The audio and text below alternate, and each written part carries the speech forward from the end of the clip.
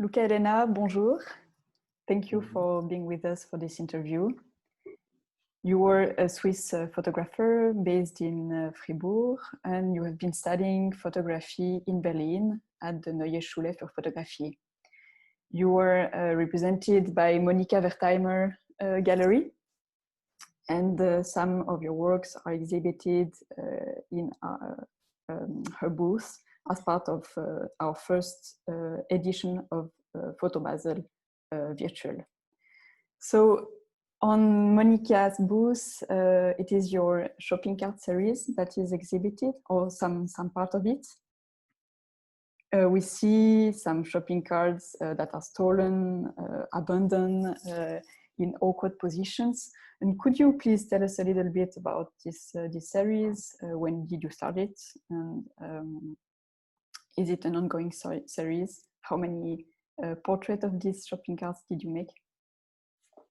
Yeah, thank you for having me. So the series was started when I moved to Berlin 3.5 years ago.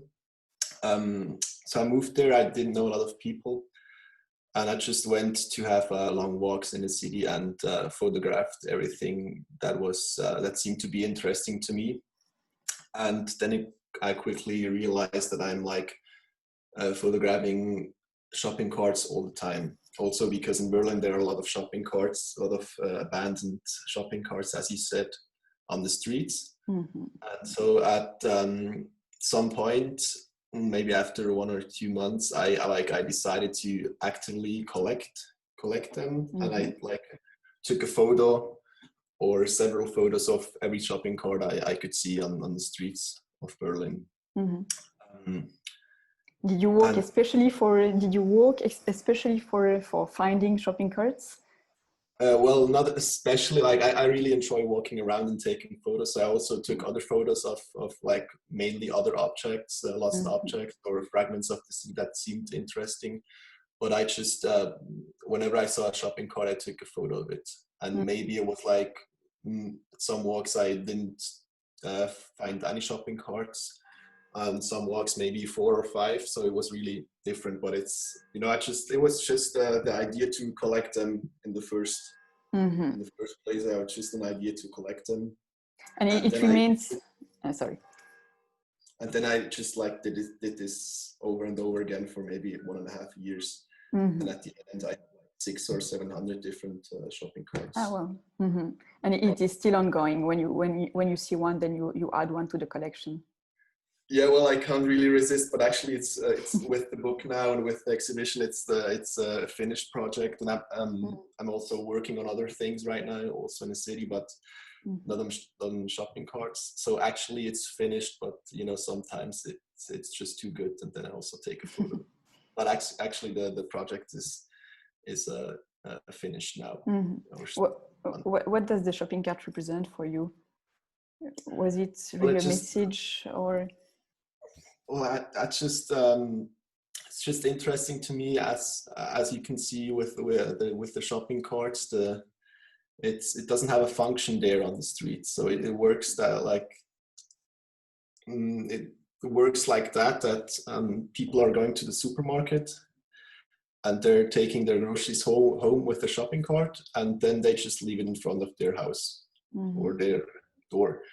And then eventually some young people during the night walk by, go to a bar, take it with them, have fun with the shopping cart.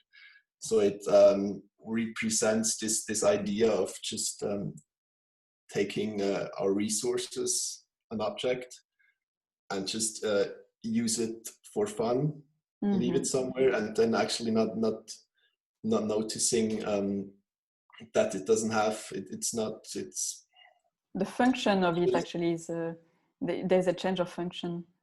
Yeah, there's a change of function where it just mm-hmm. doesn't have a function anymore, and so to say, it's just needless. But it's also funny how these shopping carts, especially in Berlin, they're not really seen by the people that live there for many years, mm-hmm. because they're just a part of the cityscape. They're just mm-hmm. everywhere.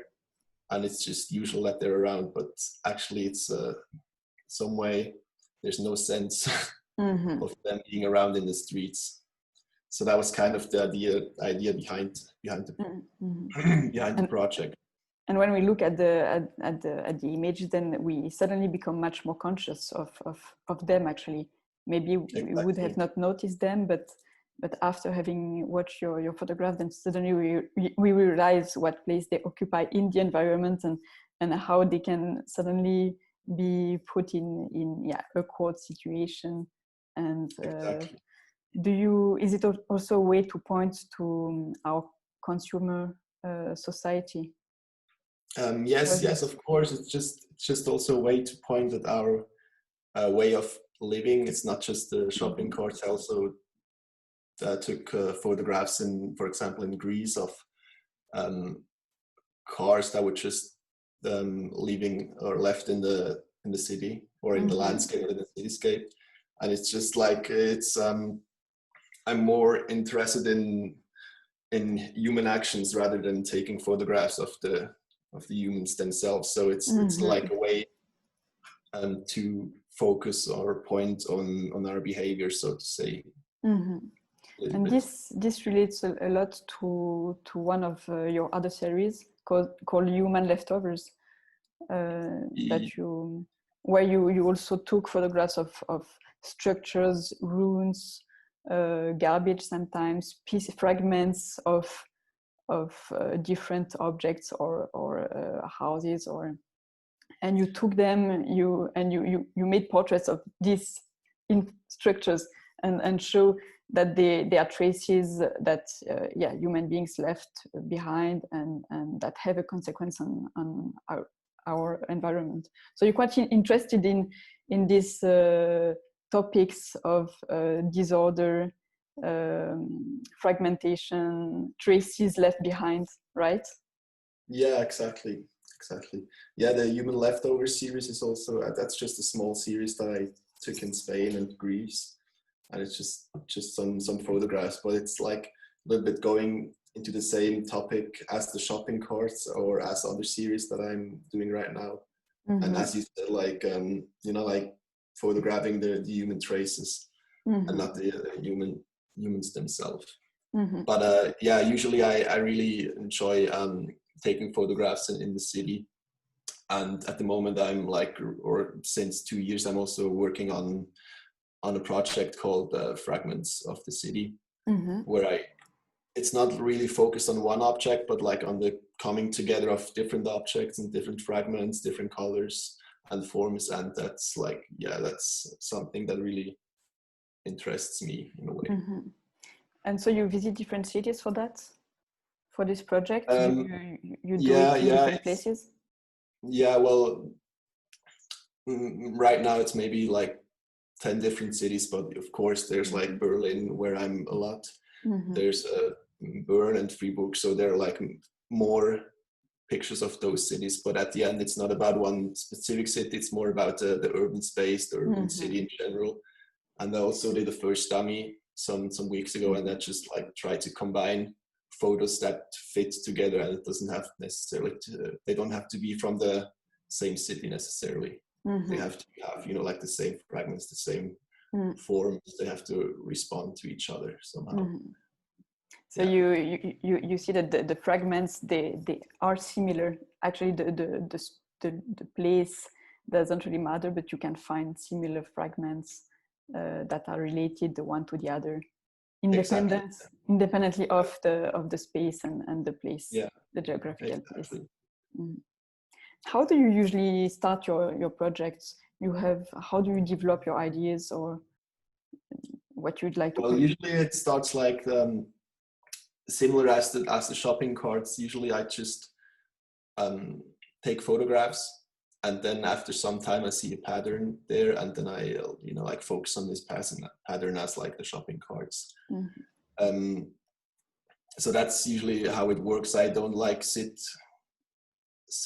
with coffee and then like write down my ideas and try to focus on one topic that I started in my mind. It's more like I collect some pictures, and then I see a pattern, I see a way where a project could lead to, and then I start to focus on that. Mm-hmm. That's like the way that I try to work, or yeah. So the action of walking is quite important within your projects, actually. Yeah, exactly. I really enjoy walking around and have a look at all the different things that are, like placed in front or the left and the right of me. And then I just take photographs of all things and fragments that seem to be of interest. Mm-hmm.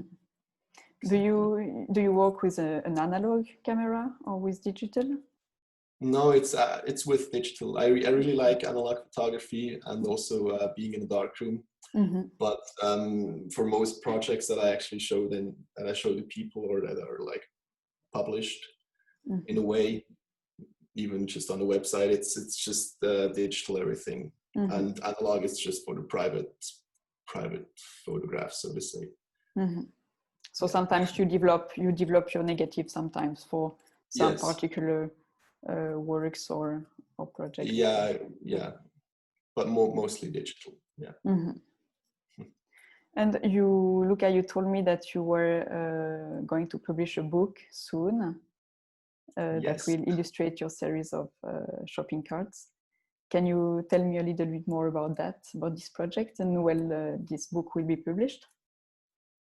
Yeah, so as I said, I like collected those shopping carts for 1.5 years, and then I decided that I wanted to make something with these pictures, like bring them together, and I started to get in touch with different publishers.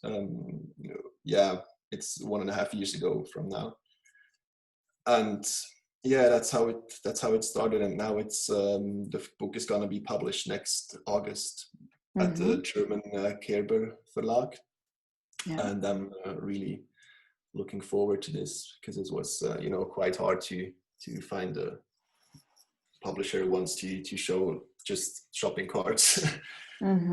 Was it difficult? You had to contact different publishers and then explain the project and.